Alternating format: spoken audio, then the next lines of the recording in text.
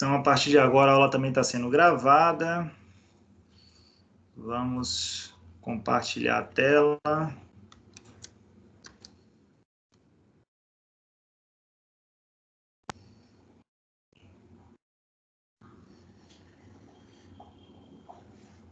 Quando puderem, me dê um ok, se a tela está compartilhada com vocês. Sim, está compartilhado. Ótimo. Acredito que não tenha ninguém mais aqui no lobbyzinho esperando. Só estou dando um tempinho maior. 17 pessoas. Vamos iniciar. Tá? Então, boa tarde a todos. Vamos iniciar a disciplina de estágio em urgências, né? O cronograma de matérias, né? De assuntos oficiais de estágio de urgências. Na semana passada conversamos um pouco, né? Sobre o que seria essa matéria, os nossos objetivos. Então, vocês viram o cronograma, viram que essa matéria vai variar bastante entre a cirurgia e a endodontia, tá? Então, coube a minha parte cirúrgica, tá? Não à toa, porque eu faço a especialidade da cirurgia bucomaxilo. Eu acho que alguns já devem me conhecer, outros não, tá? Então, eu sou especialista na área de cirurgia bucomaxilo, venho militando também nessa área da pós-graduação, tá? Atualmente no doutorado, em processo de conclusão. Faço parte lá também da parte do serviço de cirurgia bucomaxilo do Irmã Dulce, lá, principalmente com pacientes fissurados, além de ser professor da Unime, né, daqui de urgências e da parte de cirurgia, e atualização lá do curso da Uningá, tá, de cirurgia.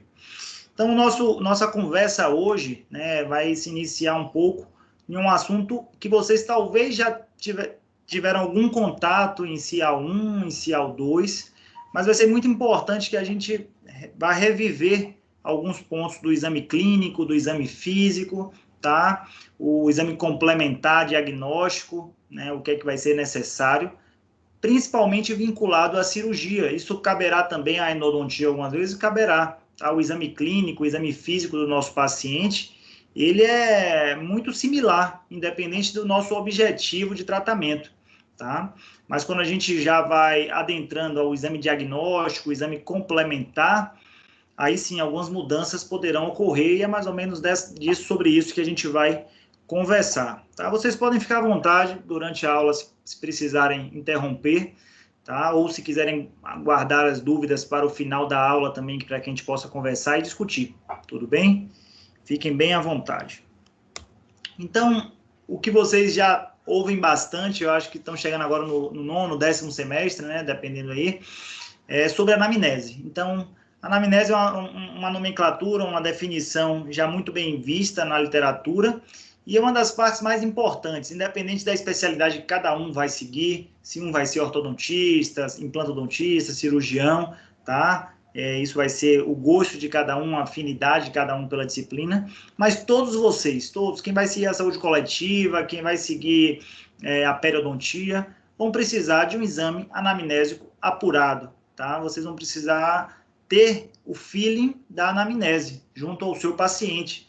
E parece algo muito simples, né? Porque a gente vem batendo isso durante toda a graduação, mas normalmente muitas falhas acontecem já nesse primeiro momento da anamnese. É um momento que a gente conhece o nosso paciente, que a gente começa a perceber o perfil desse paciente, seja o seu perfil psicológico, seja o seu perfil social, o seu perfil sistêmico, de doenças sistêmicas associadas, seu histórico familiar, tá? A sua queixa principal, tá? A gente vai conversar mais ou menos sobre isso, sobre a anamnese. Então, a queixa principal que é justamente por que o paciente veio te procurar, seja no ambulatório da Unime, seja no seu consultório, no futuro consultório de vocês, no PSF ou no CEL, tá?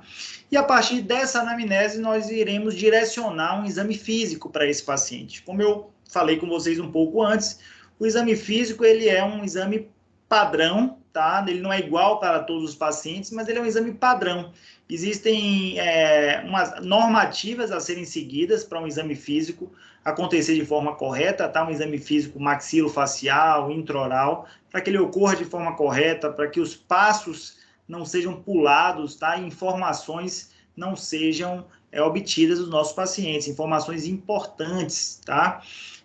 O exame físico é um outro exame também que vocês, durante toda a graduação e agora no nono, 10º semestre também irão ouvir falar bastante, mas muitas vezes a gente falha no exame físico, tá? Existe muitas vezes um objetivo cirúrgico, um objetivo de tratamento, né, cirúrgico, endodôntico a esse paciente, quando na verdade podemos esquecer, né, através de um exame físico, que esse paciente pode estar com uma lesão maligna em assoalho de boca.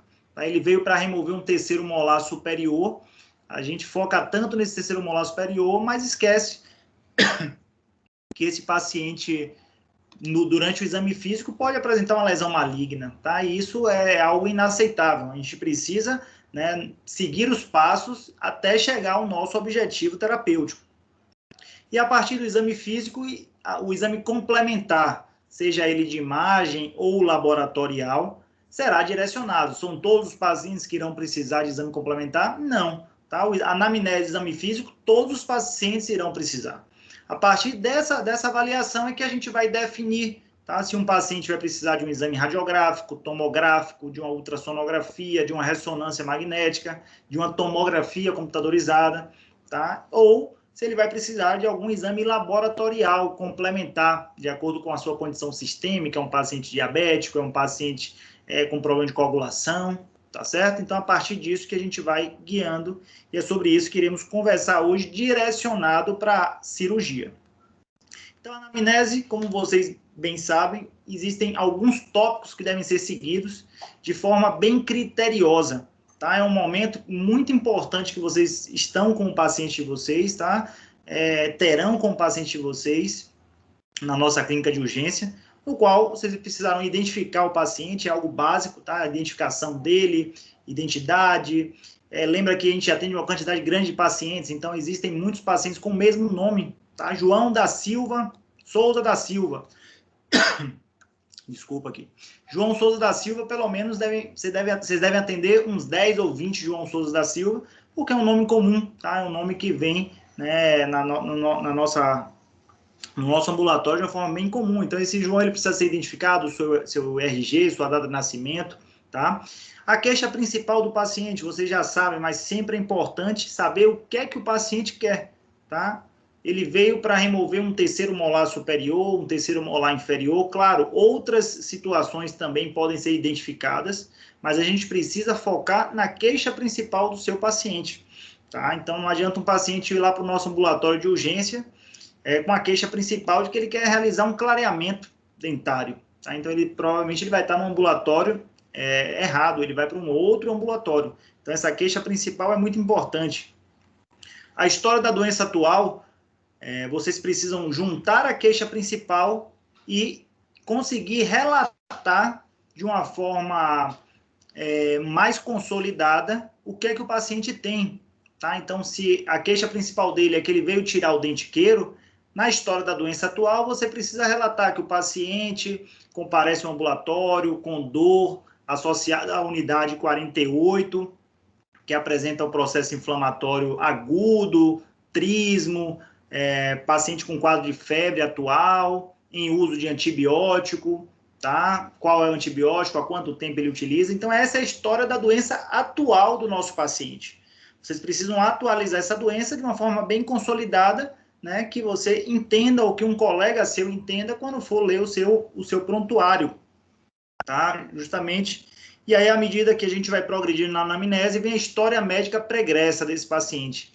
Muito importante também, tá? Muitas das comorbidades que acometem o ser humano, ela tem um efeito genético, um efeito congênito associado, tá? Então, histórias de lesões malignas, histórias de diabetes, hipertensões, cardiopatias, hepatopatias, tudo isso, né, com histórias de antecedentes, seja os pais, tios, né, próximos, podem levar também a um diagnóstico de que esse paciente pode ser mais propício a ter, sim, algum problema, alguma comorbidade sistêmica, tá? Automaticamente, a gente também avalia a história... Desculpa, pessoal, eu acabei invertendo. O que eu falei foi a história familiar, tá? E aí a gente entra na história médica pregressa, que é justamente se o paciente mesmo ele apresenta alguma comorbidade anterior. É um paciente que já foi submetido a alguma cirurgia cardíaca, é um paciente que já foi submetido a algum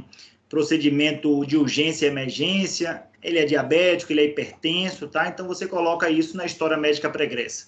A história familiar foi o que eu falei anteriormente, né? Um pai, uma mãe que apresenta uma lesão maligna, infiltrativa, tá? Um irmão mais próximo, isso pode ser encaixado na história familiar.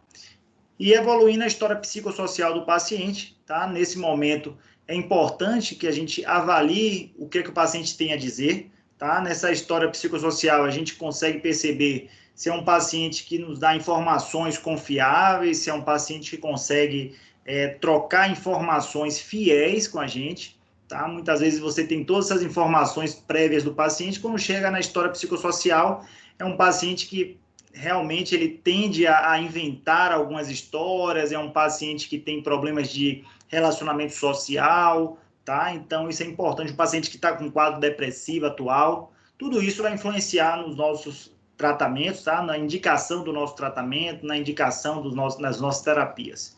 Além disso, dos hábitos, né? Os hábitos com fatores de risco, com o fumo, o álcool, tá? De forma contínua, hábitos parafuncionais, como ranger os dentes, bruxismo, tudo isso é muito importante. Então, um paciente que range os dentes, que faz um bruxismo violento, você vai reabilitar ele para implante, é importante que você saiba que aquele implante vai ter uma sobrecarga, tá? Se é necessário fazer alguma proteção para essa oclusão, uma proteção com a placa, tudo isso você vai conseguir na anamnese, que eu tenho certeza que vocês dominam bastante.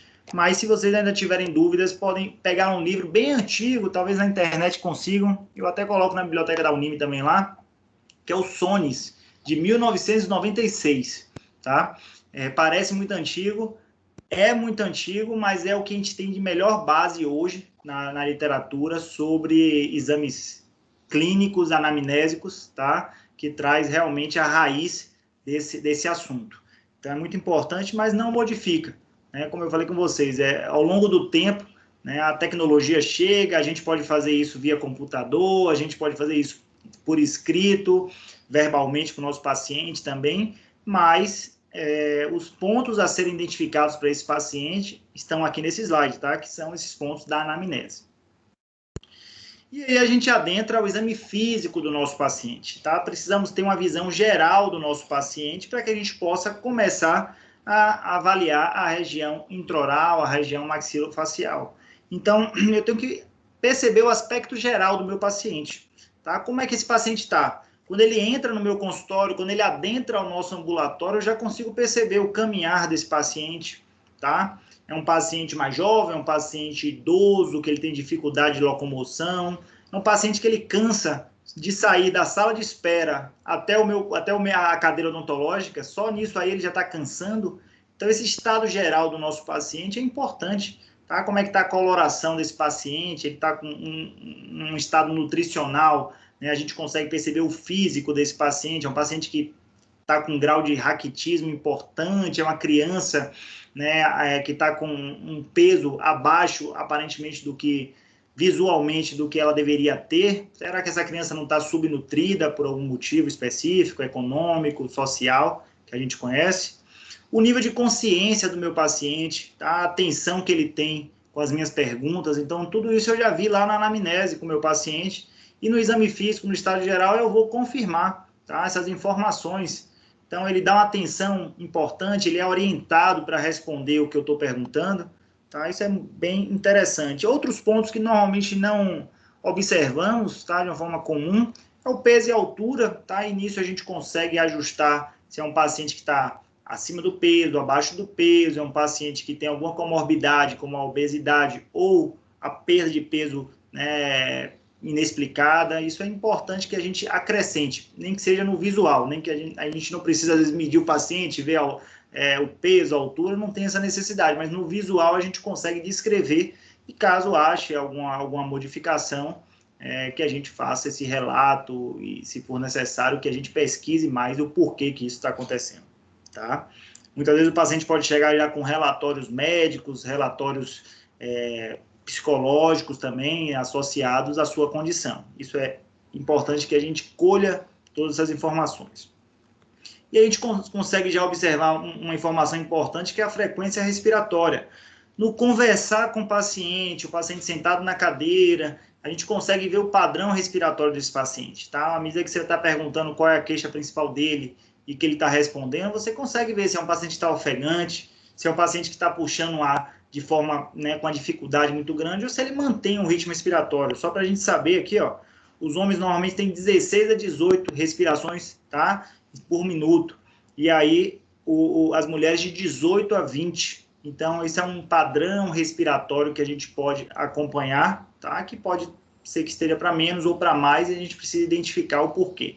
Muitas vezes ansiedade, então um paciente que está ofegante, então ele está ansioso, ele tem o que a gente chama de síndrome da hiperventilação. É um paciente que ele está tão ansioso que ele respira rápido, então você acalma ele, seu João, pode respirar fundo, fique calmo, que a gente vai conversar hoje sobre o seu tratamento, tá? A frequência cardíaca, essa a gente consegue ver pelo pulso ali radial, tá? Então, normalmente vai variar de 60 a 100 batimentos por minuto, tá? Abaixo disso é uma bradicardia, acima disso é um ataque cardíaco do nosso paciente. Outra informação muito importante durante o exame clínico do nosso paciente é a tensão arterial.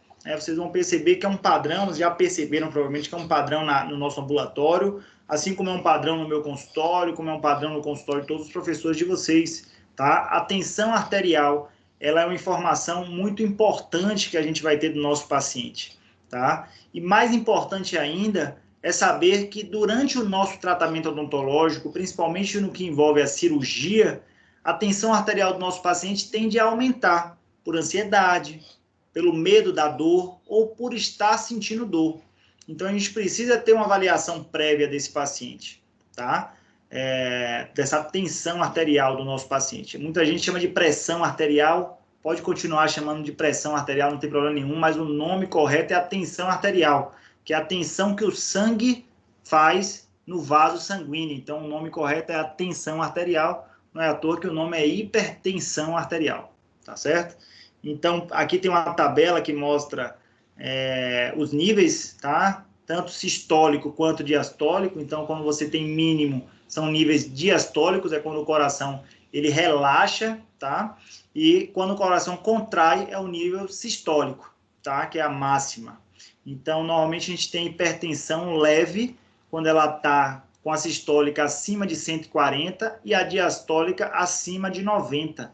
Tá? Então, a gente tem hipertensão leve. Essa classificação ela mudou até um pouco recente, tá? de um ou 2 anos para cá, mas eu não acrescentei isso, porque ainda está em discussão. Tá? Já a Sociedade de Cardiologia já vem considerando hipertensão a partir de 130, tá? Mas ainda está consolidado como 140 a hipertensão leve. Tá? Então, 130 ainda é considerado aceitável. Então, 140 a gente já tem uma hipertensão leve, 160 da sistólica, acima de 105 da diastólica, a gente considera uma hipertensão moderada, e aí vai aumentando, 170 a 115 aqui, a gente tem a hipertensão grave, acima disso é o que a gente chama de hipertensão maligna, tá? Então, muitos pacientes podem apresentar um quadro de hipertensão sem sintomatologia. A hipertensão, de uma forma geral, ela não apresenta sintomatologia. Tá? Isso é muito complicado explicar ao paciente que veio ao nosso ambulatório para realizar a cirurgia do terceiro molar, a sua endodontia de urgência, e que ele apresenta uma hipertensão de 170 por 120 e que ele não está sentindo nada. Seu João, o senhor está com a pressão muito alta, tá? Talvez a medicação que o senhor está tomando não seja suficiente, ou o senhor esteja um pouquinho ansioso nesse momento, e aí ele começa a relatar que, tem 1 semana mais ou menos que eu não tomo meu remédio de pressão, doutor. Mas eu não estou sentindo nada, não. Vamos fazer o procedimento que eu estou bem, doutor, estou tranquilo. A hipertensão, ela é assintomática na grande maioria das vezes. Mas para ela se tornar sintomática, bastam alguns pontos, tá? Desencadeados nesse caso, como uma crise hipertensiva. Esse paciente tem um pico de pressão maior e ele pode ter um quadro de crise hipertensiva. A gente vai conversar isso quando falar sobre urgências e emergências, tá, durante o atendimento odontológico, mas a crise hipertensiva vai causar a esse paciente dores fortes na região occipital, né, dor na nuca, náusea, vômito, escurecimento da sua visão, tá? Além de dores, né, importantes abdominais, podendo levar até uma síncope. Então, a hipertensão para esse paciente, ela já pode causar, sim, problemas. Eu quero que vocês avaliem a hipertensão não de uma forma muito fixa, tá? Às vezes a gente pergunta assim, professor, mas vem cá, então a partir de que tensão arterial eu posso atender o meu paciente, eu posso fazer uma cirurgia de um terceiro molar do paciente? E a resposta é, depende, tá? Depende do paciente, depende do perfil cirúrgico, depende do quadro de saúde do seu paciente. Às vezes, uma hipertensão leve num paciente de 30 anos de idade, de 25, 30 anos de idade, é tolerável. Mas, às vezes, uma hipertensão leve num paciente de 60, 70 anos de idade não é tolerável. Tá? Esse paciente, às vezes, não está em uso de uma medicação correta. O paciente de 25 anos, ele está ansioso. Se você pede para aguardar uns 10 minutinhos ali, tomar uma aguinha, quando ele retorna, você afere a pressão de novo, a tensão arterial dele, você percebe que começa a estabilizar, já saiu de 140 para 130, para 120, tá? E é importante que os pacientes saibam que, à medida que a gente inicia um tratamento cirúrgico, se eles já começam um tratamento cirúrgico com a pressão, com a tensão arterial prévia de 160, por exemplo, a tendência é que no transcirúrgico essa tensão arterial vá para 180, tá? E isso pode causar um infarto agudo do miocárdio, um acidente vascular cerebral, ou, no quadro localizado da cirurgia, um sangramento maior do que o esperado. Então, por aí a gente vê que a tensão arterial realmente tem uma importância muito grande na nossa prática clínica, tá? E eu gostaria que vocês levassem a sério essa tensão arterial, levassem a sério aferir essa tensão arterial para a vida, tá? Para onde vocês forem trabalhar, para o PSF, para o CEL, para os consultórios que vocês forem trabalhar, que vocês façam isso de rotina. É a partir desse dado, principalmente da tensão arterial, que a gente deixa de que aconteça alguns problemas mais sérios, tá? Então, a gente evita que outros problemas maiores aconteçam. Quando a gente aborta um tratamento devido a uma tensão arterial elevada do paciente, é chato, é bastante chato, o paciente só tinha aquele dinheiro do transporte para vir naquele dia, é um paciente que, quando vocês forem trabalhar, estiverem no interior, por exemplo, que veio da zona rural apenas para o seu tratamento lá no seu consultório, e você acaba suspendendo esse tratamento para a segurança do seu próprio paciente, tá? Ele tem que saber disso. Você está suspendendo o tratamento naquele momento para a segurança do próprio paciente. Então, aqui, ó, a tensão arterial normalmente ideal ela é de 120 a 80, tá? Deixa eu ver que eu acho que alguém chegou aqui no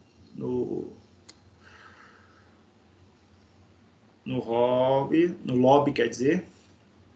Vamos voltar à aula. Foi Joyce. Tranquilo. Então, a tensão arterial aceitável de 120 sistólica, 80 diastólica, ótimo. E se é um padrão, professor, acima disso ou abaixo disso, a gente vai cancelar o tratamento, vai abortar o tratamento naquele momento? Não, não necessariamente. Como eu falei, avaliar cada caso. Hoje, de uma forma geral, se vocês me perguntarem, a gente tolera num paciente que não tem uma comorbidade maior, uma tensão arterial de 140 sistólica, de 100 diastólica. Tá certo? Então, 140, no máximo 150, tá? Então, é importante que vocês tenham isso em mente para começar a avaliar o seu paciente. A temperatura, né, mais do que nunca agora, a temperatura está sendo muito importante. Se antes ela já era importante, agora mais do que nunca, né, com essa situação do coronavírus, a febre, ela acomete 90% dos pacientes que têm sintomatologia pelo Covid-19. Então, quase todos os consultórios agora têm o seu termômetro ali infravermelho, tá? Vocês vão perceber aí, qualquer atividade que a gente volte presencial, a gente vai precisar passar por essa triagem de temperatura, onde vocês estão indo aí, estão sendo aferidos temperatura. Não é à toa, é porque a sintomatologia do coronavírus, mais de 90% dos pacientes que têm sintomatologia infectados pelo coronavírus apresentam febre, tá? Então é importante. A presença de palidez das mucosas. O paciente por si só já pode ter essa palidez, um quadro anêmico, tá? Icterícia, então ele tem os olhos um pouco amarelados, as unhas amareladas, tá? Pode ser algum problema hepático desse paciente, tá? Algum problema renal.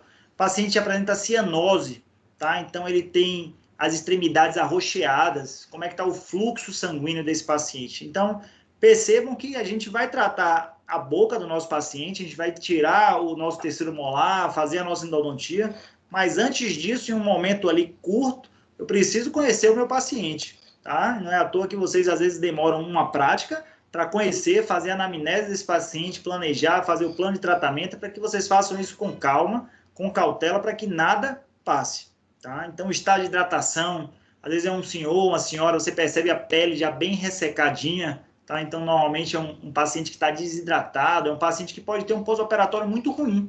Você, às vezes, faz uma cirurgia maravilhosa, remove o dente ali de uma forma perfeita, a técnica cirúrgica perfeita, e seu paciente tem um processo de infecção pós-operatório. Pô, professor, onde é que eu errei? Será que eu fiz alguma coisa a mais ou a menos? Não, às vezes é o estado prévio do seu paciente, né? O estado nutricional, o estado de hidratação do seu paciente prévio não estava preparado para um procedimento cirúrgico, tá? Um procedimento de extração dentária, um procedimento cirúrgico, no qual o próprio organismo dele não estava preparado para isso e automaticamente desencadeou um pós-operatório também não muito bom. Tá? Então, a palpação também dos linfonodos, principalmente na região cervical, é muito importante para afastar quadros inflamatórios agudos, quadros de metástases. Tá? Isso é muito importante. Aqui, ó, no livro do James Hupp, né, que é o de cirurgia contemporânea, de 2009, ele traz aqui, ó, algumas situações que a gente precisa realizar, né? Então, inspeção, palpação, percussão. A gente faz a percussão nos dentes, né? A gente pode fazer ali percussão também na região nasal, o otorrino faz bastante isso. Tá? A gente palpa bastante a articulação dos nossos pacientes. Tá? Então, inspeção, você vai visualizar, tá? Se tem alguma assimetria, tem algum aumento de volume. Eu vou fazer a cirurgia do lado esquerdo, tá? Na unidade 38 que está inclusa. Mas meu paciente tem um aumento de volume estranho, professor, aqui ó, do lado direito, no ângulo lá direito. Isso já aconteceu, isso é verdade. Tá? A pessoa veio para fazer a remoção da unidade 38, mas ela apresentava uma meloblastoma próximo da unidade 48. Tá? Então, um aluno ele conseguiu identificar isso, tá? E ele viu que isso é uma prioridade maior para tratar o ameloblastoma. Foi a partir do exame físico que ele conseguiu diagnosticar. Vai solicitar tomografia, radiografia, a gente vai conversar um pouco ainda sobre isso, ainda hoje. Então, essa situação da inspeção é importante, porque o paciente está assimétrico. Ele apresenta um lado maior, um aumento de volume, eu vou na região intraoral, vejo como é que está, tem algum abaulamento ósseo, alguma disfunção, não abre bem a boca, meu paciente. Tá? Então, por que ele não abre? É uma limitação articular, é uma limitação de trismo, de algum processo de infecção, ou é uma limitação do próprio paciente, tá? Isso aí a gente precisa ter essas ideias, tá certo? Vamos seguindo. Então, a inspeção intraoral antes de qualquer tratamento. Então, eu tenho que ver cavidade bucal, fundo de vestíbulo, assoalho bucal, afastar a língua. Muitas lesões malignas estão presentes na região do assoalho, tá? Do dorso lingual. Isso é importante. Às vezes fica escondido como uma feridinha, não dói. O paciente, às vezes, nem percebe que tem ainda. Então, é importante que a gente consiga ter esse diagnóstico prévio, caso, né, visualize. Para a gente visualizar, a gente tem que ter essa inspeção. Então, visualizo a boca do meu paciente, a região da face, região cervical do meu paciente, tá? Com todo o cuidado, e vou seguindo para o meu exame físico. Então, a partir desse momento que eu faço toda a anamnese, pego todos os dados do meu paciente, junto com o exame físico, junto com as informações que o paciente me passou, algum relatório médico ou não que ele tenha, tem necessidade de algum relatório, eu vou fazer um relatório para o médico assistente, para o cardiologista assistente, para o pneumologista assistente, tá? Relatando o que é que eu vou fazer a esse paciente, que durante a anamnese foi diagnosticado que ele tem uma doença pulmonar obstrutiva crônica, ele me falou, mas não tem nenhum laudo do pneumologista. Seu João, cadê o laudo do pneumologista? Não, nunca fui, não. Eu tenho aqui, mas tem uns 5 anos, ou então tem 5 anos que eu não volto nele, e aí seu João está tossindo ali de forma produtiva na sua frente. Então, você não vai dar continuidade a um tratamento desse tipo se é um paciente que já tem uma doença pulmonar obstrutiva crônica, tem 5 anos que ele não vai no pneumologista, como é que a gente vai dar continuidade a um tratamento desse tipo? Então, ele precisa, sim, de um laudo do pneumologista, um laudo recente, cabe a nós, tá, relatar isso, um receituário de forma legível, para um pneumologista relatando a situação do seu João. Tá? Mas frente a todas essas informações, né, vamos partir do princípio que a gente já tem a todas essas informações, a gente consegue classificar o paciente dentro desse quadro aqui. tá? O quadro do ASA é da Sociedade Americana de Anestesia. Tá? Os anestesistas utilizam muito isso e a odontologia, dentro da sua anamnese, também vem utilizando. E é bem interessante, porque ele considera o ASA 1 como um paciente saudável, paciente sem nenhuma comorbidade. Aí você vem para o ASA 2, já é um paciente que tem uma doença sistêmica leve ou um fator de risco de saúde significativo. Então, uma doença sistêmica leve, um paciente diabético, por exemplo, é um paciente diabético compensado, é um paciente hipertenso compensado, um paciente fumante, por exemplo, ele tem um fator de risco de saúde que é significativo, tá? O fumo, tá? O álcool. Então, ele já se encaixa no ASA 2, tá? O ASA 3 é um paciente que tem uma doença sistêmica também, mas essa doença sistêmica já é grave, mas não incapacita esse paciente. Esse paciente ele tem a doença sistêmica, essa doença sistêmica é grave, mas ele consegue ir lá no nosso ambulatório de urgência para solicitar que remova o dente dele, para solicitar que faça o canal do dente dele. Tá? Quando você vai ver, é um paciente diabético altamente descompensado. Tá? No ASA 2 ele tem a doença sistêmica, mas é leve, está compensada. No ASA 3 ele tem o problema da diabetes, mas ele é descompensado, é um paciente com a glicemia de 350, 400, é um paciente com a hipertensão contínua de 200, tá, por 120.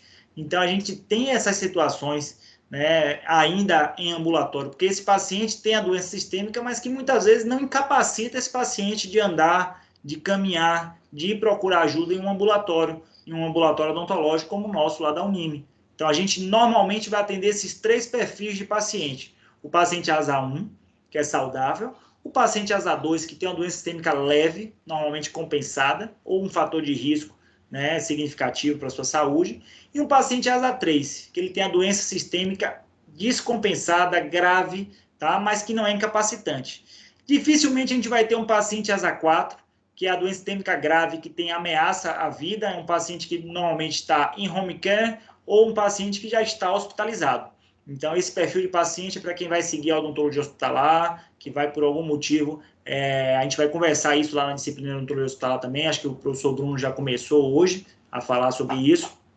Então, são pacientes hospitalizados, são pacientes em home care, são pacientes com assistência ventilatória.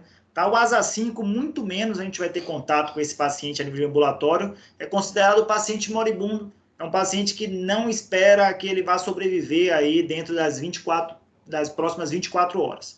Essa classificação ela foi justamente para ter essa comunicação interprofissional. Então, a sociedade de anestesia ela fala, ó, esse paciente aqui ele é ASA 4, tá, tudo bem, ele tem uma doença sistêmica grave, vamos fazer algum procedimento a mais para esse paciente. Esse é ASA 5, a gente já sabe que o prognóstico dele é pior, tá? A equipe médica que vai tratar esse paciente já sabe que a possibilidade desse paciente vir a óbito é grande. E o ASA 6 já é um paciente com diagnóstico de morte cerebral. Tá mantido vivo ali por algum motivo de assistência ventilatória, tá? De suporte mecânico. Tá? Então, à medida que essa assistência ventilatória, o suporte mecânico, ele é encerrado, o paciente vem a óbito geral. Então, ele tem a morte cerebral já diagnosticada, já entra em processo de doação de órgãos, caso seja a situação se encaixe. Tá? Então, essa classificação é perfeita, a gente consegue utilizar bastante para a nossa clínica, como ASA 1, 2 e 3, tá? E aí, a gente já vai entrando realmente no nosso procedimento, tá? Então, a nossa aula, ela fala sobre exame clínico, tá? Exame físico, e a gente vai entrar agora no exame diagnóstico para a cirurgia, tá? Então, a gente começa a indicar, esse é um paciente ASA 1, professor, então um paciente ASA 2 está compensado, já tem a indicação cirúrgica, e a gente começa a perceber quais seriam as indicações, principalmente para o nosso ambulatório, que é um ambulatório de urgência, que principalmente vocês realizam terceiros molares. Outras extrações realizam também, tá? Mas se irão realizar terceiros molares. E as indicações para cirurgia, de uma forma geral, estão dentro desses quadros aqui que a gente observa. Primeira indicação é infecção, tá? É um paciente que está com abscesso pericoronário, tá? Com quadro de pericoronarite ali naquele terceiro molar, tem indicação. Pacientes com lesões de cárie nas suas unidades dentárias extensas, que realmente o tratamento endodôntico não está indicado, ou lesões de cárie extensas nos terceiros molares, onde o tratamento endodôntico é muito complicado também, tem indicação de cirurgia, Pacientes com patologias pulpares, granulomas periapicais, no qual já foi realizada uma tentativa de tratamento endodôntico prévio, ou é uma lesão tão extensa, né, um dente que está com um quadro de enfraquecimento, né, um quadro de fragilidade tão grande que já tem uma indicação cirúrgica, ou a doença periodontal desse dente, né, já chega a um grau 2, 3 de mobilidade, e que o quadro periodontal, tá, a disciplina de periodontia, ela não consegue mais conter, né, fazer a contenção dessa unidade dentária, e hoje ele é um foco mais de infecção do que um benefício ao nosso paciente, então é uma indicação da cirurgia. Eu saio daquele exame físico e vou direcionar agora. Mas perceberam quantas informações a gente tem previamente a falar que um paciente tem um quadro de cárie, por exemplo? Porque já pensou, não, professor, eu normalmente chego na dupla e pergunto, sim, nosso paciente, me fale sobre o paciente. Não, professor, esse paciente ele tem uma lesão de cárie na unidade 13, na unidade 11, 12, mas eu falei, não, eu quero que você me fale sobre o paciente. O que é que eu quero que você me fale é tudo que a gente conversou previamente. Não, professor, ele é um paciente asa 1, saudável, a tensão arterial dele está estabilizada, não tem nenhuma comorbidade, não fez nenhuma cirurgia prévia recentemente, não utiliza nenhuma medicação, tá? É um paciente que nenhum quadro alérgico, não tem nenhuma limitação para o procedimento cirúrgico, ao exame físico, nenhuma alteração de normalidade, né? Nenhuma alteração de linfonodo, abertura bucal boa e apresenta cárie da unidade 13, 12, 11, tá? Então, é mais ou menos isso que a gente precisa na prática. A gente precisa, imagina se a gente faz isso de forma sistemática para cada paciente, nosso nível de conhecimento aumenta considerável. Tá? Quando a gente sair da nossa graduação, que for para a prática clínica, para a nossa prática, independente de onde ela seja, no PSF, no CEL, a nossa segurança vai ser muito maior. A nossa segurança para conversar com uma equipe de uma outra especialidade, né, uma outra área, por exemplo, uma equipe de enfermagem, uma equipe médica, vai ser muito maior. Então, a gente consegue, né, ter uma conversa mais fiel, mais digna com uma equipe de enfermagem, uma equipe médica do posto de saúde da família. Esse paciente não vai conseguir fazer cirurgia, ele é um paciente que se encaixa aí entre asa 2 e 3, ou então asa 3 está descompensado, ele é diabético descompensado, ele vai ter que compensar essa diabetes primeiro, a equipe médica tem que avaliar. É um paciente que não está apto a realizar o procedimento cirúrgico, tá? Ele tem acima de 60 anos, já é um fator de risco a mais. Então, é dessa forma que a gente tem que conversar. Tá? Dessa forma, a gente consegue ser muito mais valorizado. Num consultório privado, quando você colhe essas informações do paciente, passa essas informações para ele ou para um acompanhante, você vai passar muito mais confiança, tá? Para o seu tratamento. O aceite do seu tratamento vai ser muito mais fácil para o seu paciente, tá? Para o acompanhante dele também. Outras situações de indicação de cirurgia são presenças de cistos e tumores odontogênicos, tá? Isso pode, dentes inclusos podem ter associações de cistos e tumores, tá? Então, isso é importante a gente indicar algumas cirurgias para evitar que aconteçam esses casos ou que já existam, né? Às vezes. Ou reabsorções externas e internas, né? Então, para os dentes que têm reabsorção externa severa ou uma reabsorção interna severa, também tem algumas indicações da parte cirúrgica, tá? É importante avaliar, às vezes, a endodontia, consegue estabilizar essa reabsorção externa, mas outras vezes essa reabsorção está contínua e leva à perda dentária. Ou dentes inclusos, que podem levar à reabsorção externa de dentes adjacentes. Ok? Essas são algumas indicações, essas indicações estão bem descritas no Peterson, tá? No livro de cirurgia oral e maxilofacial contemporânea, indicações bem precisas. Então, aqui nesse quadro, né, quando a gente vê esse tecido a mais que fica em cima ali do terceiro molar, principalmente do terceiro molar inferior, né, esse pericorônio, né, que a gente chama esse tecido que fica ao redor, causam quadros importantes de inflamação para os nossos pacientes, como a pericoronarite. É comum a gente atender na urgência, né, no ambulatório de urgências, pacientes com pericoronarite, tá? Então, plantões de urgência odontológica recebem de rotina pacientes com esse quadro. Esse quadro de pericoronarite é um quadro infeccioso, é um quadro que pode levar o paciente a ter febre, a ter trismo, que é a limitação de abertura bucal, dificuldade de deglutição. São quadros severos e dores muito importantes. Outro quadro de pericoronarite, tá? Por mais que o paciente higienize essa área, dificilmente ele vai conseguir manter. E aí algumas pessoas sugerem, professor, e se a gente faz a remoção aqui desse pericorônio aqui, dessa região aqui gengival, será que não melhora? Melhora momentaneamente. A gengiva cresce de novo por cima desse dente e vai levar a uma inflamação. Então, por mais que o nosso paciente higienize, o alimento ele adentra aqui essa área. E é difícil o paciente conseguir. E aí causa esses quadros de hiperplasia, quadros de pericoronarite, inflamações importantes. Às vezes tem secreção, né, associada. Tá? Outras indicações, lesões de cáries, tá? Os dentes, os molares inferiores, principalmente, muitas vezes podem apresentar numa posição, né, diferente. A gente vai ver uma classificação aqui também, mais para frente um pouco. Então, o dente mesiangulado, ele tem um grau de impacção de alimento muito grande, né? Então, ele pode ter lesões de cárie também importantes, tá? Por mais que o paciente tente higienizar, dificilmente consegue manter uma unidade dentária desse tipo. Ah, professor, por que não faz, então, nesse caso, um tratamento endodôntico? Um tratamento endodôntico no terceiro molar mesioangulado, eu vou pedir para a doutora Maíra e a doutora Mônica depois conversar com vocês se é possível. Mas no meu modo de ver, no modo que a literatura hoje traz, é impossível realizar e não existe indicação. Tá? Falei brincando aqui, mas com certeza as professoras irão indicar a extração também para esse caso, para os terceiros molares de uma forma geral, quase todos, né, que venham apresentar esses problemas. O tratamento endodôntico ele é muito difícil. Então, a extração dentária para esse caso se encaixa. Tá? Outra informação importante, lesões de dentes adjacentes. É comum a gente observar isso na prática. Não vou tirar meu dentiqueiro, não, doutor, porque não dói, não me incomoda, deixa tranquilo. Aí o paciente volta 5 anos depois com a lesão de cárie no terceiro molar e uma lesão importante, às vezes, no segundo molar, que vai precisar tratar o canal ou, às vezes, levar até uma extração dentária, tanto do segundo quanto do terceiro molar. Então, essas são indicações que o paciente precisa saber. Então, dentes inclusos, né, como esse canino aqui, levando a reabsorção do incisivo lateral.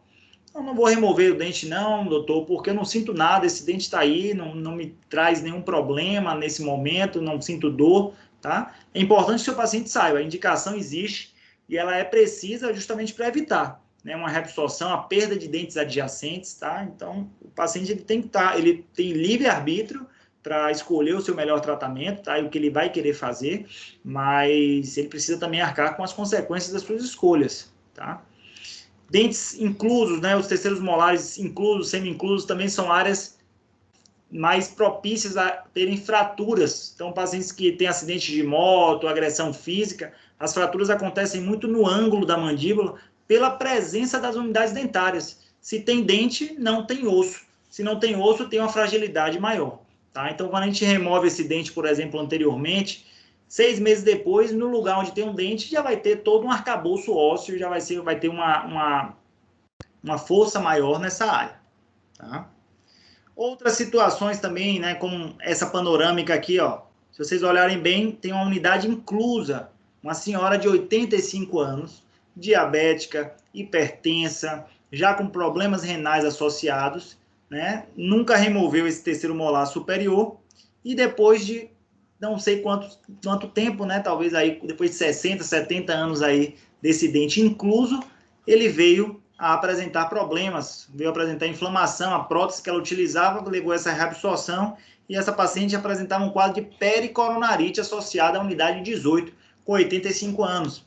Infelizmente, a cirurgia dela teve que ser a nível de hospital, uma cirurgia simples, se fosse realizada anteriormente, ela com 20, 30 anos talvez, mas com 85 anos, diabética, hipertensa, descompensada, renal crônica, com certeza aí a segurança maior foi realizar a nível de hospital.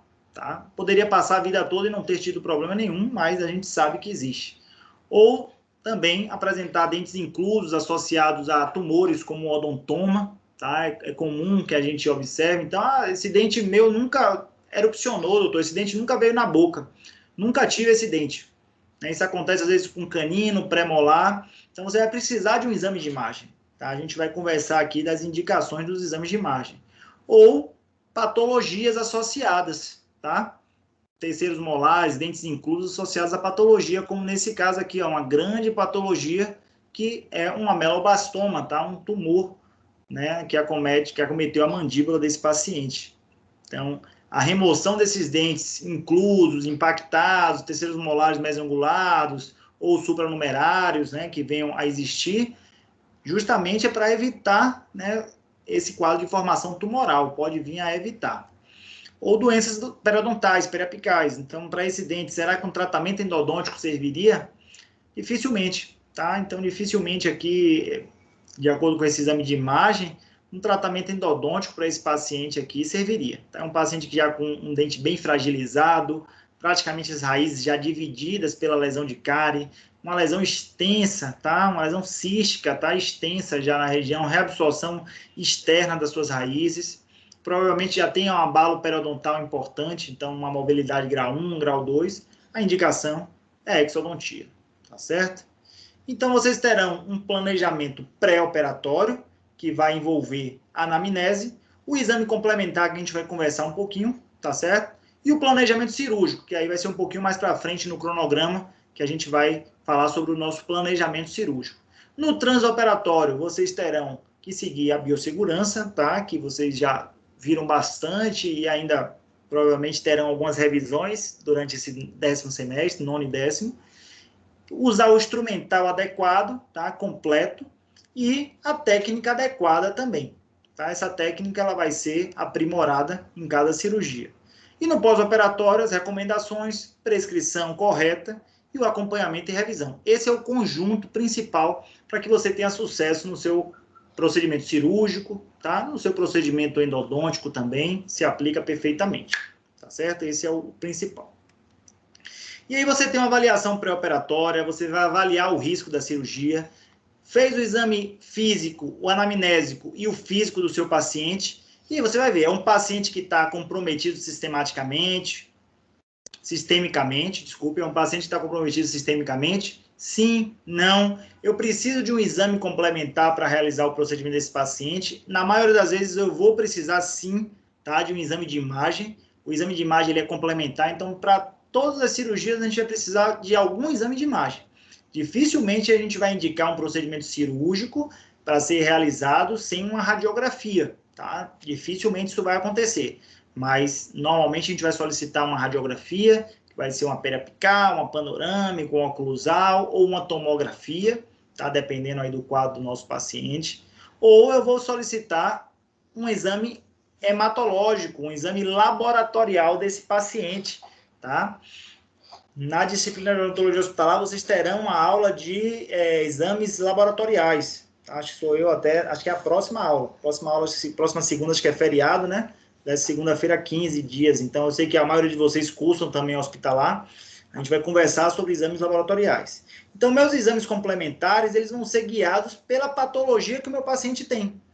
Professor, eu não sei agora quando é que eu vou solicitar uma periapical ou quando eu vou solicitar uma tomografia, tá? E é sobre isso que eu quero conversar com vocês aqui agora, nesse momento. Então, no exame pré-operatório do meu paciente, eu tenho que solicitar um exame de imagem. De uma forma padrão, para que vocês possam, né, começar a se ambientar mais, os terceiros molares a gente precisa, pelo menos, de uma radiografia panorâmica. Ah, professor, mas eu já fiz lá terceiro molar, lá na Unime, com radiografia periapical. Beleza? Beleza. Eu já fiz também no consultório, faço no consultório às vezes, mas quando eu puder ter uma radiografia panorâmica do meu paciente, ela vai ser muito melhor para que eu possa avaliar os riscos da minha cirurgia, para que eu possa avaliar a relação do meu dente superior, por exemplo, com o seio maxilar. Com a periapical eu vejo apenas uma parte do seio. Tá? Na panorâmica eu consigo ter uma visualização mais completa, eu consigo ver o relacionamento do meu terceiro molar inferior com o nervo alveolar. Eu tenho certeza de como ele está? Eu não tenho certeza. Eu sei que ele tem relação direta, indireta, de proximidade. O que vai me dar a certeza é a tomografia computadorizada. Mas eu vou solicitar para todos os casos? Não. Tá? A panorâmica, ela hoje já é uma realidade para a grande maioria dos pacientes. Né? Então, algumas unidades já conseguem fazer via SUS, tá? Mas a tomografia, infelizmente, ainda não é uma realidade para a grande maioria dos pacientes e principalmente dos nossos pacientes de ambulatório. Então, vão ser casos bem específicos e isolados. Mas isso não quer dizer que a gente vai ter que fazer com a periapical todos os casos, não. Tá? A gente vai solicitar a panorâmica quando for necessário. Nos casos que a periapical suprir toda a necessidade dos nossos pacientes, da nossa visualização, ela vai ser autorizada a ser realizada, sim. Tá? Não existe uma regra específica, não. Mas, de uma forma geral, a radiografia panorâmica, tá? A periapical, a gente fica um pouco limitado. Ah, professor, mas eu estou vendo aqui, ó, ele está aqui, tem um médio angulado, está impactado aqui no segundo molar, tem alguma relaçãozinha aqui com o nervo, eu não consigo visualizar o final dessa raiz, se ela está dilacerada, se ela tem uma lesão associada, tá? Então, assim, dá para fazer cirurgia? Dá, mas com a previsibilidade muito pior, tá? Antigamente a gente fazia muita cirurgia com radiografia oclusal, talvez vocês nem tenham acompanhado tanto, ou nem tenham visto ainda um filme oclusal. É normal, não se preocupem, é um filme que é uma radiografia que infelizmente tem caído em desuso, tá? É uma radiografia excelente, no qual a gente consegue ver a maxila, às vezes tem a oclusal de mandíbula também, tá? Mas não tem sido uma realização de forma contínua, não. A gente fazia uma combinação, quando não tinha a tomografia, ela veio recente, tá? Então, na minha época da cirurgia, que não tem tanto tempo assim, 12 anos atrás mais ou menos, a gente fazia combinações, né, de radiografias periapicais, oclusais, técnicas de localização com a própria radiografia periapical, então aquela técnica de Clark, né, de Winter, para ver onde é que estava a posição dos dentes. Hoje a gente já tem a tomografia, né, em casos mais específicos, a gente vai solicitar a tomografia do nosso paciente. Tá? Então a panorâmica, ela dá uma visão, que é um corte de uma radiografia panorâmica, ela dá uma visão geral. Né? Numa periapical que eu vou ver apenas uma expansão aqui dessa lesão, na panorâmica ela me mostra a limitação toda dessa lesão cística. Né? Nesse caso aqui, um cisto dentígero associado a esse terceiro molar, que numa periapical ia ficar altamente limitado a visualizar. Tá? Imagina para visualizar numa periapical essa lesão, tá? Aquela lesão que eu mostrei anteriormente. Então, dificilmente a gente vai conseguir. Então, viu patologia, a radiografia periapical aqui, ó, tá me mostrando que tem uma área radiolúcida, que eu não sei onde é que ela termina, e vou para uma radiografia panorâmica ou para uma tomografia, porque eu preciso ter os limites dessa lesão. Ah, não, deve ser uma lesão pequena. Olha o tamanho dessa lesão aqui, ela pega processo coronoide, côndilo e vai por toda essa área. Então, eu tenho que ter muito cuidado, tá? Então, o padrão é a nossa radiografia panorâmica, tá? E aí, se ela vem digital, às vezes a gente consegue ampliar ela, coloca na tela do computador, como vocês estão vendo aí agora, dá um zoom, consigo ver que tem uma relação com o nervo alveolar inferior. Será que é uma relação muito próxima? Não é? Perfeito. Professor, meu paciente mostrou esse caso aqui agora, tá? Bacana, tudo bem. Eu estou na dúvida, professor, se tem uma relação com o nervo alveolar. Eu conversei com o meu paciente dos riscos cirúrgicos, que existe proximidade com o nervo alveolar. Conversei com ele que o exame que teria, para que a gente tivesse um diagnóstico mais preciso, é a tomografia, mas que a gente não solicita, não vai mudar minha técnica cirúrgica, tá? A tomografia ela não vai mudar minha técnica cirúrgica, ela vai mudar a minha identificação dessa relação do dente com o alveolar inferior, tá? Mostrar ao meu paciente. Tá? Então, vocês chegaram para mim e falaram, não, professor, eu conversei, e o paciente ele falou, não, já que tem um exame que dá para ver melhor, vamos fazer uma tomografia, então. Ele vai ter um custo frente a isso, e a gente pode, hoje a gente tem um mundo de exames de imagem, tá? Muito bacana, tá? A gente consegue aplicar isso em consultório, a gente tenta aplicar isso o máximo possível de qualidade aos nossos pacientes de ambulatório também, mas tudo isso hoje, infelizmente, está associado a custos. Tá? Então, para aquele mesmo paciente, eu posso ter essa imagem tomográfica, no qual o radiologista ele pinta aqui os dentes de forma diferente, ele traça um nervo para mim. Então, um leigo que vai ver essa imagem, o meu paciente que, entre aspas, é leigo, ele vai ver, ah, doutor, realmente você falou que tem aqui, mas não tem um relacionamento não, ó. É próximo, mas não está muito não. Daqui mesmo ele vê, essa avaliação aí, ela é bem intuitiva, né? O paciente avalia, até o próprio paciente pode avaliar essa situação, essa reconstrução. Isso aqui é uma reconstrução tomográfica. Tá? Ainda se eu quiser melhorar, eu posso pedir para o radiologista tirar o osso e deixar só o dente e o nervo. Então, olha que bacana. Então, a gente tem que acompanhar a tecnologia. Eu vou solicitar para todos os casos? Não, nem em consultório, nem no ambulatório, todos os casos eu vou ter essa imagem. Se eu pudesse ter para todos os casos, eu teria, sim. Perfeito. Então, nos Estados Unidos hoje, o cirurgião dentista ele tem um tomógrafo no seu consultório. É comum que uma clínica odontológica hoje tenha um tomógrafo no seu consultório. quem sabe aqui no Brasil a gente vai ter. A tomografia já tem se tornado muito mais barata do que era. Quando surgiu logo, era muito caro. Às vezes era mais caro do que o tratamento que a gente ia dar ao nosso paciente. Hoje, com as clínicas, né, a quantidade de clínicas que já fazem, os materiais, né, os tomógrafos um pouco mais baratos, já começa a chegar. A esperança é que a gente tenha isso, né, mais para frente, de uma forma mais acessível a toda a população brasileira. A panorâmica, até 12 anos atrás, quando a gente solicitava também, era algo que não era tão comum. Era difícil conseguir, às vezes, conseguir uma panorâmica analógica, sem muita visualização. Hoje é uma panorâmica digital, a maioria dos nossos pacientes tem um acesso muito bom a ela. Tá? Mas esse acesso à tomografia é um exame complementar que vocês já devem conhecer, sim, devem saber que existe e devem solicitar quando acharem necessário, tá? Que é um exame excelente. Tá? Para que é melhor avaliar um dente dessa forma? Eu consigo manter o osso, eu tiro o osso. Então, assim, fica muito bacana. Quando eu recebo um paciente desse perfil, por exemplo, ó, na panorâmica está mostrando o nervo alveolar passando no meio da raiz. Na panorâmica, infelizmente, não tem ninguém que vai conseguir diagnosticar se esse nervo está passando por vestibular, se esse nervo está passando por lingual, se esse nervo está passando por dentro da unidade dentária. Algumas imagens da radiografia panorâmica podem levar a gente a pensar, né? Eu consigo ver uma definição muito boa da cortical do canal. Provavelmente ele está por vestibular. Eu não consigo ver ele muito bem. Ele provavelmente está por lingual ou passando por dentro do dente. Mas isso é uma sugestão. Né? Eu só vou ter a certeza quando eu solicitar para esse paciente, por exemplo, até se fosse lá na clínica da Unime, a gente iria tentar ver uma forma desse paciente realizar o exame tomográfico, tá? Para que a gente pudesse dar uma previsão maior para esse procedimento cirúrgico dessa possível lesão. E foi isso que a gente solicitou. Então, olha que bacana aqui, ó, numa reconstrução tomográfica, olha onde passa esse nervo, no meio da raiz da unidade dentária, tá?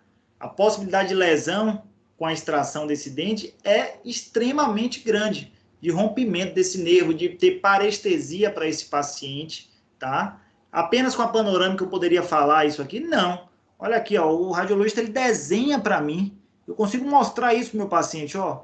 Ó, seu João, o nervo passa no meio do seu dente, tá? Então, a partir disso, eu vou ter um planejamento cirúrgico junto com o meu paciente, né? O problema ele foi diagnosticado. Tá? O que eu quero que vocês ratifiquem bem nessa aula de hoje é que vocês precisam identificar com o exame clínico, físico, complementar, o problema que seu paciente tem. Tá? Qual é o problema que o meu paciente tem? Ele me procurou por quê? Para tirar um terceiro molar. Tá? Eu preciso saber como é que está esse terceiro molar dele. Preciso. Tá assim dessa forma. Tem um nervo que passa no meio. Isso é um problema que o paciente tem, que a gente precisa resolver junto com o paciente, avisar ele, né, juntamente, né, com a técnica cirúrgica que a gente vai realizar, as possíveis situações pós-operatórias, como parestesia, níveis de sangramento, ou até pensar em um tratamento alternativo, tá? Para esse caso, a gente fez um tratamento alternativo, que vocês já devem ter ouvido falar, chamado de coronectomia. A gente removeu a coroa desse dente, foi realizado o tratamento endodôntico desse dente e mantida a raiz sepultada. Tá? Foi uma opção do paciente, sabendo dos riscos, sabendo da possibilidade de um processo infeccioso. Tá? Então, é importante isso aí.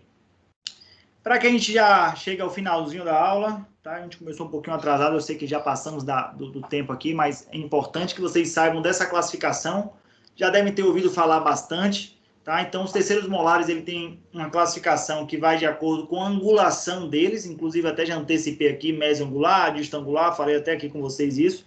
Então, é de Winter, de 1928, e existe uma classificação de Perry Gregory, no qual ele usa alguns parâmetros, né? 2 principalmente, que é a relação do dente com a borda do ramo mandibular, tá? Eu vou mostrar isso no desenho, ou a relação do dente com o plano oclusal. Então, ele mostra a altura que o dente está em relação ao segundo molar, por exemplo, e a posição que o dente está em relação ao ramo mandibular.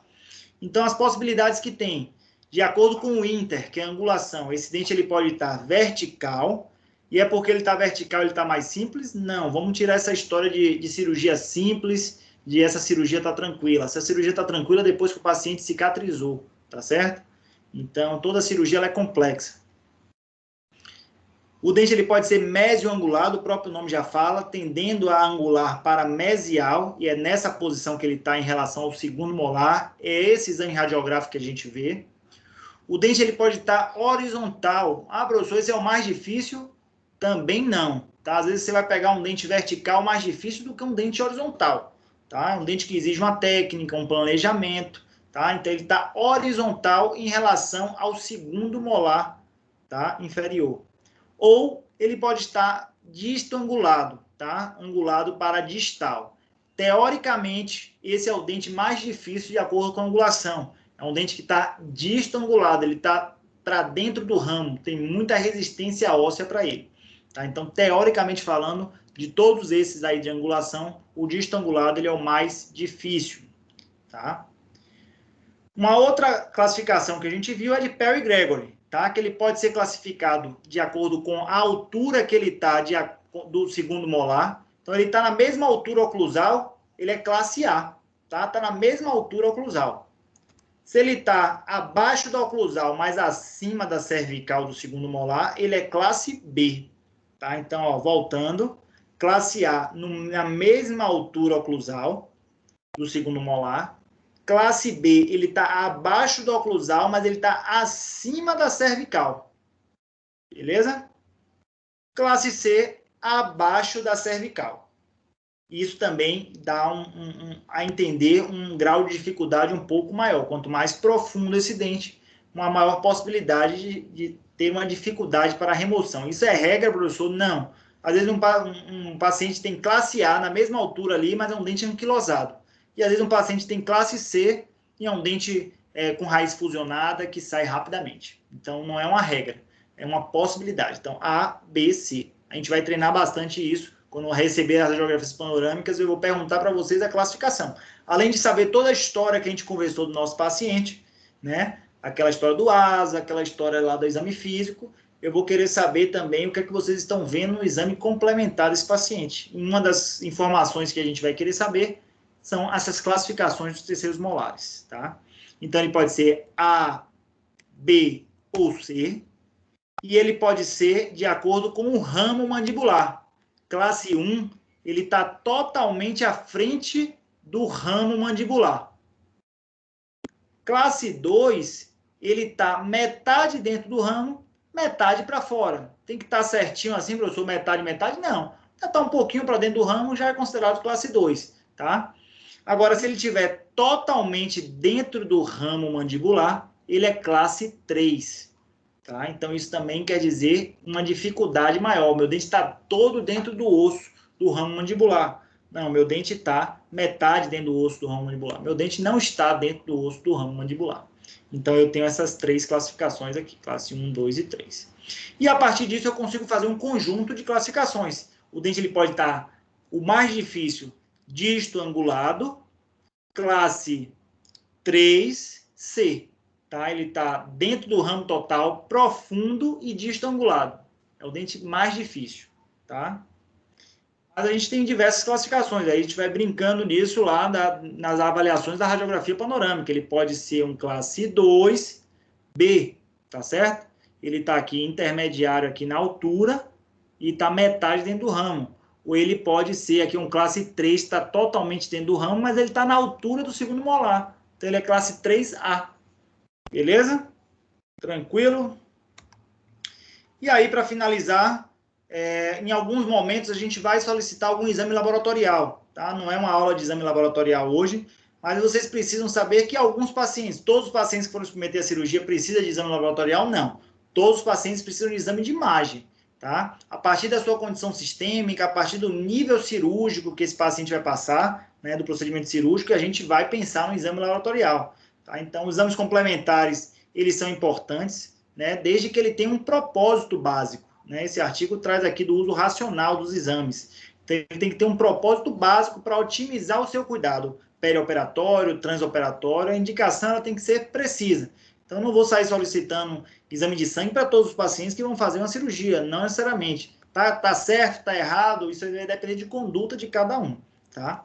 Mas, principalmente, o exame que vocês vão mais solicitar, quando necessário, será o hemograma. A gente vai avaliar as células vermelhas, células brancas, plaquetas, tá? No hemograma tem eritrograma, que são as células vermelhas. Aqui a gente consegue ver o quadro do hematograma do nosso paciente. Então, hemoglobina, hematócrito. Aqui vai dizer se o nosso paciente está com quadro de anemia, qual é o tipo de anemia que esse paciente está, tá? Isso aí, principalmente aqui nos níveis de hemoglobina e hematócrito. Então, aqui interpretando, quando tiver alto, esse paciente pode ter algum grau de doença cardiovascular, tá? Tá em altitudes elevadas, então jogadores do Brasil, quando vão jogar lá em La Paz, lá na Bolívia, e fizerem algum exame de sangue, o hemoglobina e hematócrito dele tendem a estar maiores, mais altos os níveis. Ou, quando esses exames estão diminuídos, o eritrograma normalmente mostra um quadro de deficiência nutricional, de anemia, tá? A avitaminose. Então, são esses quadros que a gente precisa ter. Eu chego aqui e vejo um paciente meu com essa hemoglobina hematócrito altamente descompensado, eu preciso avaliar se esse paciente está apto para cirurgia, tá? Mas, fisicamente, o paciente também já vai demonstrar, né? Se existe também essas alterações. Pequenas alterações normalmente não interferem. O leucograma são as células brancas, né? Diz respeito principalmente aos processos infecciosos. Então, a gente precisa ver esse número de leucócitos do nosso paciente, tá? Ele vai variar normalmente aqui, ó, depende do laboratório, mas ele varia até 10, 11 mil. Então, paciente que gira em torno aqui de 6.500. É importante avaliar, né? Pacientes com leucemia, por exemplo, tem quadros de leucócitos muito elevados. Então, tem uns 2 meses, mais ou menos, eu atendi uma criança com hiperplasia gengival grande, severa, e aí já veio com os exames complementares, tá? Da equipe médica, ainda não tinha o diagnóstico, estava com 30 mil leucócitos, tá? Com 30 mil leucócitos, a possibilidade dessa pacientezinha estar com um quadro de infiltração leucêmica é importante, e foi realmente o diagnóstico do hematologista de leucemia mieloide aguda, tá? Infelizmente, mas ela está em tratamento, mas a gente consegue ver sim. Mas ela já tinha quadros de febres constantes, veio com hiperplasia gengival sem etiologia precisa, tá? Então, são exames importantes. Plaquetas, as plaquetas estão totalmente relacionadas à nossa cirurgia, ao índice de sangramento. As plaquetas, normalmente, elas estão entre 150 e 450 mil, tá? Por milímetro cúbico. Então, o paciente pode ter plaquetopenia, então a diminuição da plaqueta, o paciente pode ter uma doença autoimune, tá? Paciente em uso de drogas ilícitas, pode existir uma plaquetopenia. Para paciente com púrpura trombocitopênica, então pacientes mais propícios a ter sangramentos. Tá? Então, abaixo de 150 mil, a nossa cirurgia pode ter um sangramento maior do que o esperado. Tá? Então, alguns quadros também de plaquetas a mais podem ser respostas de infecções, tá? de inflamações agudas. Solicitamos também aos nossos pacientes, né, quando necessário, o coagulograma. Ele tem alguma alteração de coagulação, então a gente pede normalmente o tempo de coagulação, o tempo de protrombina, TTPA também, ou tromboplastina parcial ativada, o RNI do nosso paciente aqui, ó, que é o Índice Nacional da Razão desse coagulograma, normalmente indica bastante, ele deve variar entre 1, tá? No máximo 1,05, 1,08, tá? 1,1 às vezes. Quando ele chega a 2, 3, são pacientes que estão com nível de coagulação afetados. A gente vai conversar bastante isso na aula de exames laboratoriais, tá? Mas eu quero só que vocês comecem a fixar quais são os exames principais. E a glicemia, tá? Normalmente solicitamos ao paciente diabético, um paciente que já tem uma história de diabetes ou tem alguma suspeita, o exame de glicemia. A gente solicita normalmente a glicemia em jejum, mas um paciente diabético, por exemplo, ele já chega para a gente com a hemoglobina glicada. Tá? Existe uma diferença grande. Ó. Glicemia em jejum, o paciente já realiza esse procedimento em jejum, tá? essa coleta do sangue em jejum de 8 a 10 horas. Os níveis de glicemia aceitáveis são até 99, tá? Então, acima disso pode ser considerado já uma pré-diabetes. E aí você pode, né, o paciente pode chegar a realizar exames para ter o diagnóstico da diabetes, são exames mais específicos, como a curva glicêmica. Ele passa uma manhã na clínica realizando o exame de glicemia, ele faz em jejum, aí ele se alimenta com xarope de açúcar, 30 minutos depois ele faz de novo o exame de glicemia, 1 hora depois ele faz de novo, 2 horas depois ele faz de novo, então para ver como é que está o nível de absorção do açúcar no sangue desse paciente. E a hemoglobina glicada, que a gente vai conversar também no exame laboratorial, ele é o mais fiel de todos, porque ela consegue me dar uma visão dos 3 últimos meses de glicemia do meu paciente. É como se fosse uma média, né, dos níveis glicêmicos do meu paciente nos 3 últimos meses, e ela me dá por porcentagem, tá? Tem que variar normalmente de 4 a 6% a hemoglobina glicada. Iremos conversar sobre tudo isso em exames laboratoriais. Beleza, pessoal? Então, hoje o que eu gostaria que vocês fixassem são as informações que vocês precisam ter do paciente de vocês, tá?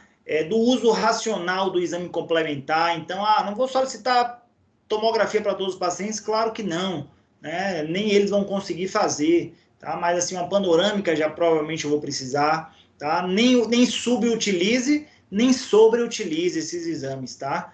Vou solicitar exame de sangue para todos os pacientes de lá no nosso ambulatório. Não tem necessidade, tá? Nossos procedimentos são os procedimentos localizados, tem um risco, né, inerente ao procedimento, mas de acordo com o meu exame clínico, meu exame físico que eu fiz no meu paciente, eu vou definir a necessidade do exame complementar, tá? Estou deixando aqui 2 referências que eu utilizo bastante, que é o livro de cirurgia oral maxilofacial do Rupp, o princípio de cirurgia bucomaxilofacial do Peterson também. Vocês devem ter esse acesso lá na biblioteca virtual da Unime, tá certo?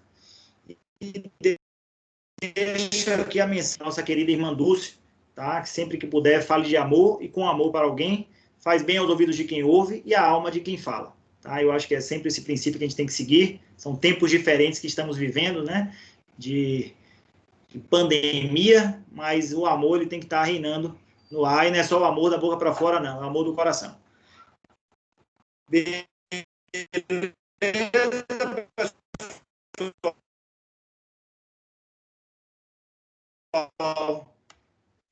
coloco aqui à disposição de vocês. Deixa eu te compartilhar.